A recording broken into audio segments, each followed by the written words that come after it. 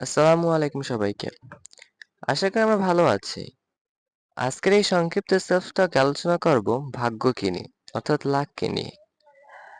আমরা জানি আমাদের পরিবেশে দুই ধরনের মানুষ আছে। এক ধরনের মানুষ হচ্ছে যারা লাকে বিশ্বাস করে। আরেক ধরনের মানুষ আছে যারা পরিশ্রমে বিশ্বাস করে।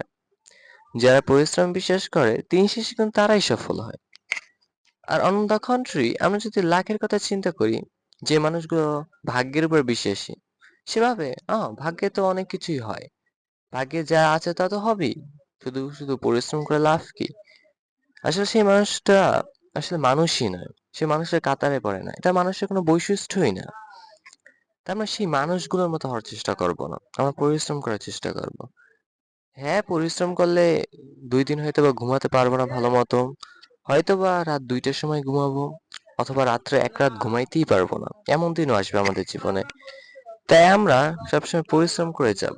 কারণ পরিশ্রম এমন একটা ওয়ার্ড, যে ওয়ার্ডটা মানুষ যদি ভালোভাবে এক্সিকিউট করতে পারে তার বাস্তব লাইফে, সে জীবনে যে কোথায় যাবে সে নিজেও কল্পনা করতে পারছে না। তাই এখন থেকে আমরা পরিশ্রম করার চেষ্টা করব। সফল হওয়ার পূর্ব শর্তই হচ্ছে পরিশ্রম করা। আর লাক, হ্যাঁ, আমার ভাগ্যের উপর বিশ্বাস রাখবো কখন? আমার ভাগ্যের উপর বিশ্বাস রাখবো যখন আমরা অনেক পরিশ্রম করেছি। এখন পরিশ্রমের পর আমরা অপেক্ষায় আছি আমাদের রেজাল্টের জন্য। তখন আমরা ভাগ্যের উপর বিশ্বাস রাখবো। আমি তো পরিশ্রম করেছি, এখন আমি একটু ভাগ্যের উপর বিশ্বাস রেখেই দেখি না কি হয়। আমি যা করেছি এর উপরেই আমার ভাগ্য আসবে, এর উপরে আমাদের ভবিষ্যৎ জীবনটা গঠন হবে। তাই অতিরিক্ত চিন্তা করারও দরকার নাই। আমরা চেষ্টা করে যাব, কারণ পরিশ্রমকারীকে কখনো ধোঁকা দিতে পারে না। এটাকে মাথায় রাখবো আমরা।